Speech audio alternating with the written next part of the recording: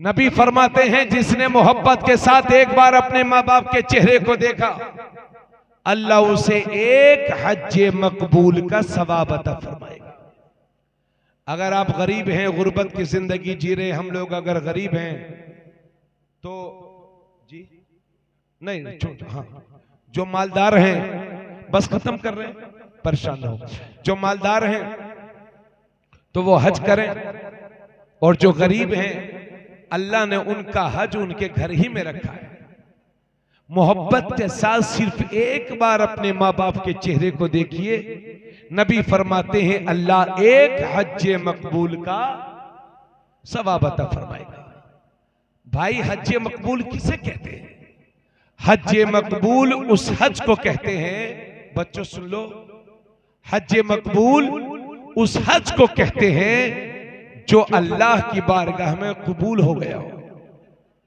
और जिसका हज अल्लाह की बारगाह में कबूल हो गया हो, नबी फरमाते हैं वो 400 लोगों को अपने साथ जन्नत में लेके जाएगा। कितने लोगों को? 400। एक हाजी जिसका हज कबूल हो जाए 400 लोगों को अपने साथ जन्नत में लेके जाएगा। लेकिन सबके हज थोड़ी कबूल होते हैं। ये पूरी जिंदगी दूसरे के खेतों की मेड़े काटते काटते गुजर गई और चला है हज करने। अल्लाह ऐसे बंदे के हज को कबूल नहीं फरमाएगा। गरीबों की जमीन पर कब्जा कर रखा है, अल्लाह ऐसे बंदे के हज को कबूल नहीं फरमाएगा। उम्रे पे उम्रा कर रहे हैं, लंबी दाढ़ी रख ली और सूद पे सूद खा रहे हैं, ऐसा उम्रा और हज मुंह पे मार दिया जाएगा। अगर किसी गरीब का पैसा लेकर के या अमीर का पैसा लेकर के वापस नहीं किया तो अल्लाह ऐसे बंदे के हज को कबूल, अगर पड़ोसी पर जुल्म किया है तो अल्लाह ऐसे बंदे के हज को कबूल नहीं फरमाएगा। और भाइयों, ये काबा शरीफ में जो एक पत्थर लगा हुआ है जिसे हजरे अस्वद कहते हैं, ये ब्लैक स्टोन काला पत्थर है। जब जन्नत से आया था तो बिल्कुल सफेद था, लेकिन गुनाहों को चूसते चूसते काला पड़ गया है। तो अल्लाह ने उस पत्थर में ये तासीर दी है कि गुनाहों को चूसता भी है और उल्टा सप्लाई भी करता है, उल्टा सप्लाई भी करता है। तो जिसके गुनाह चूसता है वो हाजी हो जाता है, और कुछ लोग वो हैं जिन्हें उल्टा सप्लाई करता है वही इंडिया का पाजी होता है। इसलिए लोग कहते हैं यार ये हाजी है कि पाजी है। लेकिन ये रामगढ़ और अतराफ के सुन्नी मुसलमानों, आप कैसे जानोगे कि किसका हज कबूल हुआ है कि नहीं? आप कैसे जानोगे कि ये हाजी है कि पाजी? तो उलमा ने पहचान बता दी है, हज कबूल होने की पहचान उलमा ने फरमा दी है। और उलमा ने फरमाया कि हज कबूल होने की पहचान ये है कि बंदा जैसा हज करने जाए और जब पलट के वापस आए और पहले से भी ज्यादा नेक हो जाए तो समझ लो कि हज कबूल हो गया है। पहले बेनमाजी था, अब नमाजी हो गया है, समझ लो कि हज कबूल हो गया है। पहले शराब पीता था, अब तौबा कर ली है, समझ लो कि हज कबूल हो गया है। पहले सूद खाता था, आने के बाद लोगों की रकम को वापस कर दिया है, समझ लो कि हज कबूल हो गया है। पहले जमीन पर कब्जा करके बैठा था, आने के बाद वो जमीन उसके हवाले कर दी, समझ लो कि लोगों का हज कबूल हो गया है। तो 4 लाख रुपया खर्च करने के बाद भी कोई गारंटी नहीं कि हज कबूल हुआ है कि नहीं। लेकिन नबी फरमाते हैं मोहब्बत से सिर्फ एक बार अपने माँ बाप के चेहरे को देख लो तो अल्लाह उसे एक हज मकबूल का सवाब अता फरमाएगा। इतने में एक सहाबी खड़े हो गए और अर्ज करते हैं या रसूल अल्लाह, अगर कोई एक दिन में 100 बार अपने माँ बाप का चेहरा देखे तो कितना सवाब? तो नबी फरमाते हैं अल्लाह उसे 100 हज मकबूल का सवाब अता फरमाएगा।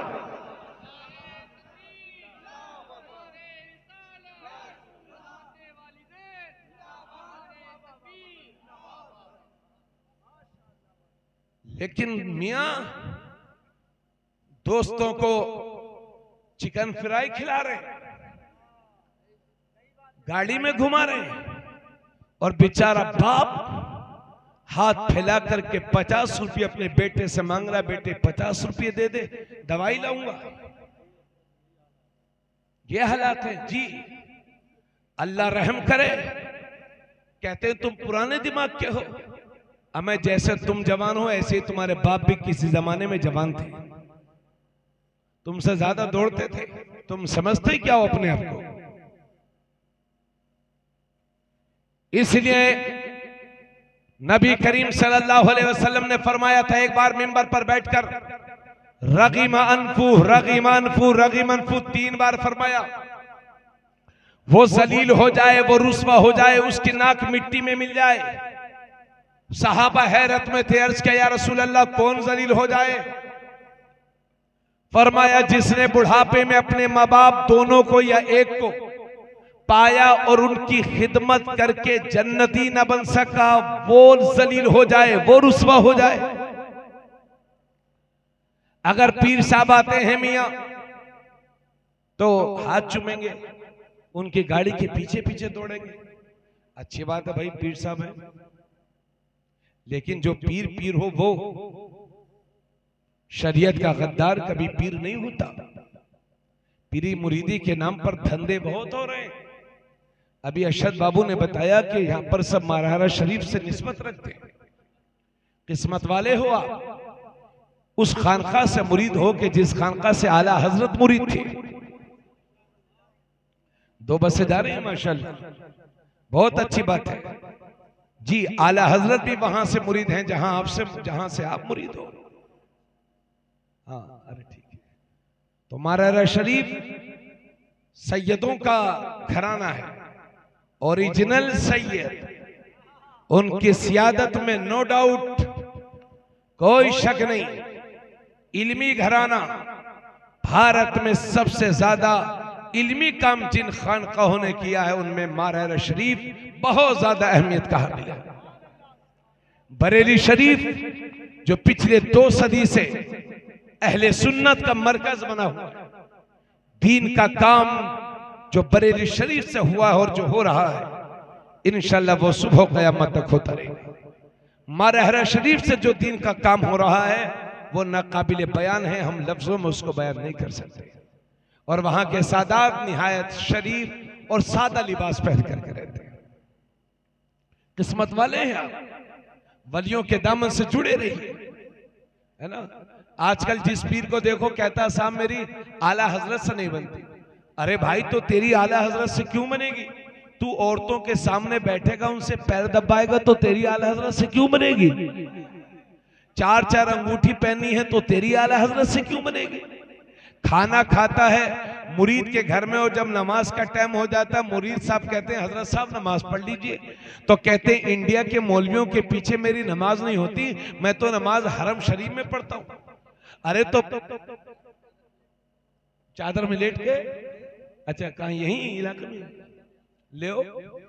आपके इलाके में एक पीर साहब आए थे, कहते मैं चादर में लेट के पढ़ लेता हूं। नहीं ना, मतलब तो ऐसे पीरों को मार करके भगाइए। हमें जिसका अपना हाल ना सुधरा हो वो आपका क्या खाक हाल सुधारेगा? तो उससे कहो भाई जब तुम हरम शरीफ में खाना खाना जाते हो तो वहीं होटल भी है, वहीं खा करके खाना खाकर वहीं से आ जाया करो, क्यों गरीब का खून चूस रहे हो? नजराने उसूली, अरे इधर देखो यार, बस मजा थोड़ा सा और सुन लो। कभी कभार जलसे होते हैं भाइयों, इतना बड़ा जलसे कराने में जिगर चाहिए, बहुत पैसा खर्च होता। अकेले करा दिया माशाल्लाह। अल्लाह ताला आपके वालिद मोहतरम को सलामत रखे। इंशाल्लाह इसकी बरकतों से आने वाले वक्त में खूब खाओगे कमाओगे, अल्लाह खूब नवाजेगा माशाल्लाह। अपने गांव के लोगों से मोहब्बत करते रहिए। अगर गांव में आप हैं और गांव में छोटी सी भी मिलाद शरीफ है, कोई बुला रहा है, तो ये मत सोच के टालिए, कह रहे मैं तो बड़े बड़े जलसे में जाता हूं। जाइए, 4 आदमी रहे 4 को सुनाइए, 5 रहे 5 को सुनाइए जी। नाते नबी पढ़ना ये मेरे नबी के सहाबा की सुन्नत है। किस्मत वाले हैं वो कि जिनकी जबान पर नाते नबी जारी होती है। तो झूठे पीरों से बचिए। और मैं क्या कह रहा था बाबू? हाँ, आखिर में मैं ये कह रहा था कि आप पीरों के तो हाथ चूमते हैं, अपने वालिद साहब के भी हाथ चूमा कीजिए।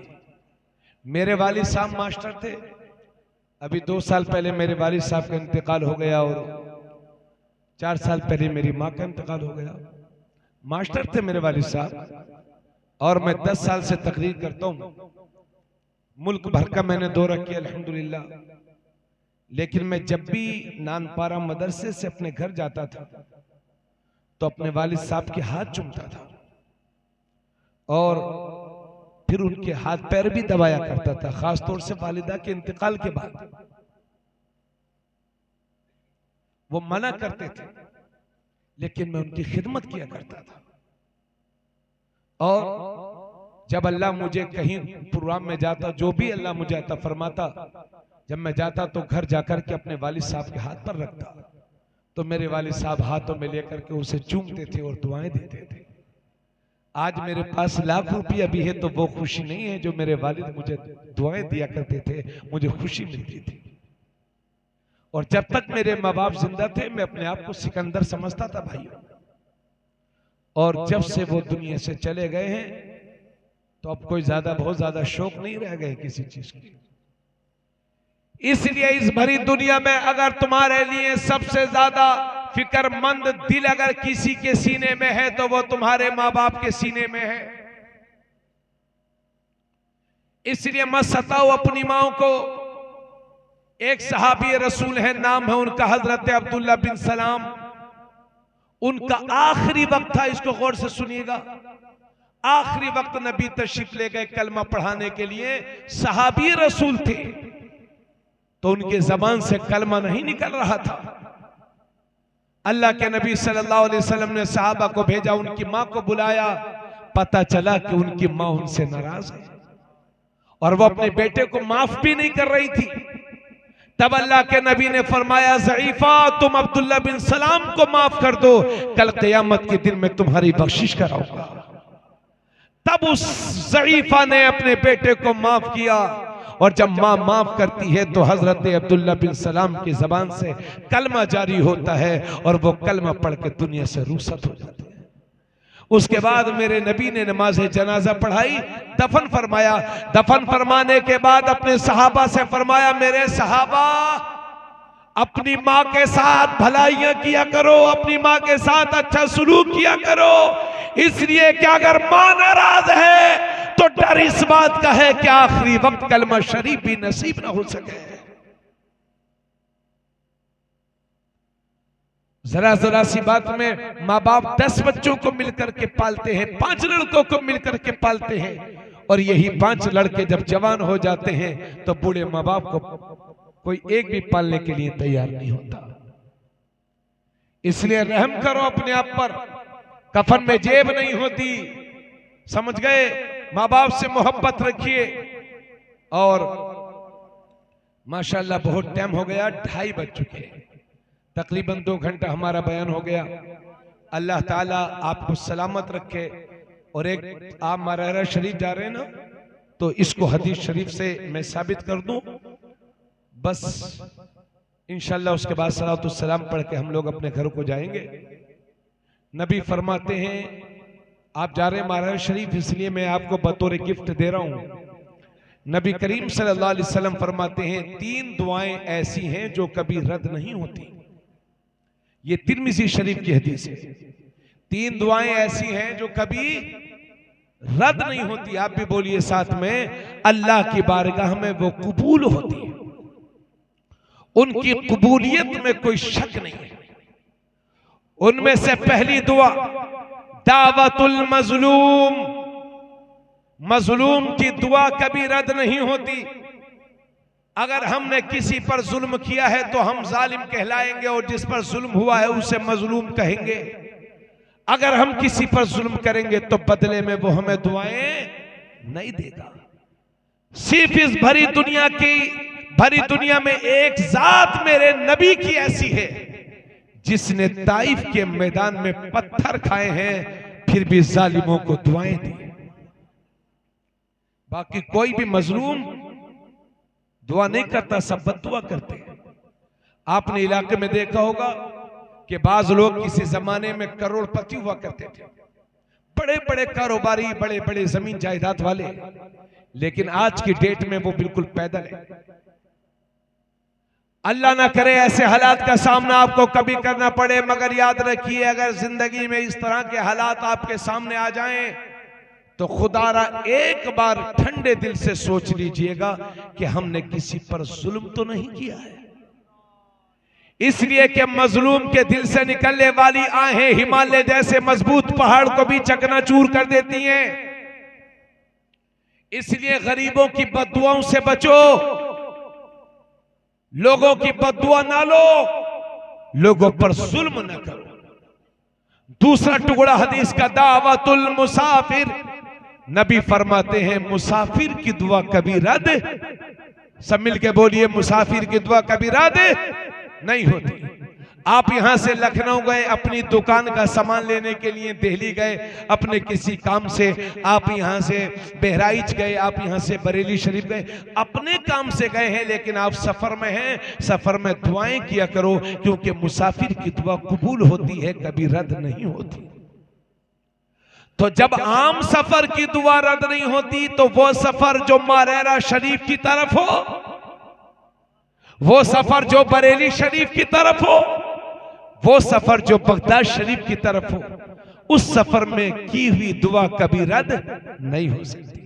इसलिए आप मारेरा शरीफ जा रहे हैं, जो औलाद वाले ना हो वो औलाद के लिए दुआ करें, जिनकी बच्चियां जवान हो गई हैं उनके रिश्तों के लिए दुआ करें, क्योंकि मुसाफिर की दुआ कभी रद्द नहीं होती। अल्लाह उनकी दुआओं को कबूल फरमाता है। आखिरी टुकड़ा हदीस का, 3 टुकड़े थे, आखिरी, दावतुल वालिदी अला वलदी। नबी फरमाते हैं एक बाप की दुआ जो अपनी औलाद के खिलाफ होती है, वो भी कभी रद्द नहीं होती। बाप दुआ करें या बद्दुआ करें, बाप और मां दोनों शामिल हैं इसमें, समझ गए? बाप और मां दोनों शामिल हैं। माँ बाप दुआ करें वो भी कबूल होती है, और बद्दुआ करें वो भी कबूल होती है। थोड़ा सा बोलिए। और तिरमिज़ी शरीफ की उसी हदीस में है कि माँ बाप जब अपनी औलाद के लिए दुआ के लिए या बद्दुआ के लिए हाथों को उठा देते हैं, तो अल्लाह की रहमत के दरमियान और माँ बाप के हाथों के दरमियान जितने पर्दे होते हैं वो सब हटा दिए जाते हैं। अगर माँ बाप दुआ कर दें तो वो भी डायरेक्ट कबूल होती है, और बद्दुआ कर दें तो वो भी डायरेक्ट कबूल होती है। हाजी साहब, ये मेरे साथ जो मामला पेश आया था, बिल्कुल ईमानदारी के साथ बोल रहा हूं, झूठों पर अल्लाह की लानत। मैं इसी हदीस को बैठ करके बरेली शरीफ में पढ़ा रहा था, गालिबन सन 2013 या 14 में दौरे हदीस के बच्चों को पढ़ा रहा था। पूरा कमरा बड़े बड़े बच्चों से भरा हुआ था, मैं पढ़ा रहा था। और जब इस हदीस पर पहुंचे और इस टुकड़े पर पहुंचे, तो मैंने कहा माँ बाप की दुआ से औलाद आबाद हो जाती है, और माँ बाप की दुआ बद्दुआ से औलाद बर्बाद हो जाती है। इसलिए माँ बाप की बद्दुआ ना लिया करो। जब मैंने 2-3 बार कहा कि माँ बाप की दुआ से औलाद आबाद हो जाती है और बद्दुआ से औलाद बर्बाद हो जाती है, तो एक बिहार का लड़का मुस्कुरा के कहता है कि हजरत आप कहते हैं, हदीस कहती है कि माँ बाप की बद्दुआ से औलाद बर्बाद हो जाती है, लेकिन हमारे बिहार में, हमारे गांव में तो एक आदमी था, एक आदमी है, पहले वो साइकिल से चलता था, उसकी माँ उसे गालियां देने लगी, बद्दुआ देने लगी, तो उसने मोटरसाइकिल खरीद ली। और जब माँ ने मोटरसाइकिल देखी तो उसका मूड और खराब हो गया, और ज्यादा बद्दुआ, तो फिर उसने कार खरीद ली। और अब वो प्लाट पे प्लाट, बच्चा शर्मा रहा था कहते हुए, है ना, हम लोग बहुत हंसे कि हजरत हदीस कहती है कि माँ बाप की बद्दुआ से, माँ की बद्दुआ से, बाप की बद्दुआ से औलाद बर्बाद हो जाती है, लेकिन हमारे बिहार में तो औलाद आबाद हो रही है। यकीन जानिए, जब उस बच्चे ने सवाल किया तो उसके सवाल का मेरे पास कोई जवाब नहीं था, मुझ पर सन्नाटा तारी हो गया, और मैं सोचने लगा या अल्लाह इस बच्चे को जवाब दूं तो क्या दूं। मगर वो शहर था आला हजरत का, मदरसा था मुफ्ती आजम का, फैजान ताजुश शरिया जारी हुआ। मैं सोच ही रहा था कि क्या जवाब दूं। इतने में एक बंगाल का लड़का उस बिहार वाले से बोला, अरे पागल, माँ दिल से बद्दुआ ही कब करती है, माँ की जबान पर कुछ और होता है और माँ के दिल में कुछ और होता है। मां कहती है बेटे नाराज हो जाऊंगी, खाना नहीं दूंगी। लेकिन ये लड़का जब 12 बजे आया, पता चला मां ने अभी खाना ही नहीं खाया है। बेटे को अगर चोट लग गई तो बेटे के 5 आंसू निकलेंगे, मां के 25 आंसू निकलेंगे। इसलिए मां जैसा जिगर दिल कहां से लाओगे? अगर धरती पर तुम्हारे माँ बाप जिंदा है तो अपने रब के हुजूर सजदा किया करो। नबी फरमाते हैं जो रोजाना अपने माँ बाप के लिए दुआ करना छोड़ देता है, अल्लाह उसके रिज्क में कमी अता फरमाता है, उसकी रोजी में तंगी अता फरमाता है। और जो रोजाना अपने माँ बाप के लिए दुआ करता है, अल्लाह उसकी रोजी में बरकत अता फरमाता है, उसके रिज्क में तरक्की अता फरमाता है। अगर माँ बाप जिंदा हो तो उनकी लंबी उम्र की दुआ करो, अगर वो दुनिया से चले गए हो तो उनकी मगफिरत की दुआ करो। तो अपने माँ बाप का मेरे बाबू ख्याल रखा करो। जब कहीं बाहर जाओ तो अपने वालिद साहब से सलाम करो, मुसाफा करो, उनके हाथ चूमो, और हो सके जाओ तो अपनी माँ का हाथ अपने सर पर रख के जाओ, उसके पैर छू के जाओ, अपनी माँ से दुआएं लेकर के जाओ। अपने वालिद साहब, अपनी माँ का दिल न दुखाओ। अल्लाह ने अपनी इबादत के बाद सबसे ज्यादा ताकीद अगर किसी बात की है तो वो माँ बाप के साथ भलाई करने की है। इसलिए अल्लाह की इबादत करो, सूद से बचो। मेरी माँ बहनों, पर्दे का एहतमाम करो और अपने ईमान को मजबूत करो। जिंदगी की आखिरी सांस तक अपने ईमान का कभी सौदा न करो। शादी बियाह को निहायत सस्ता करो और अपनी हैसियत से पढ़ करके अपने बच्चों को पढ़ाओ लिखाओ, ताकि एक सुनहरा मुस्तकबिल के ख्वाब को हम देखें और आने वाली हमारी नस्ल शान के साथ मुल्क में एक बावकार जिंदगी जी सके।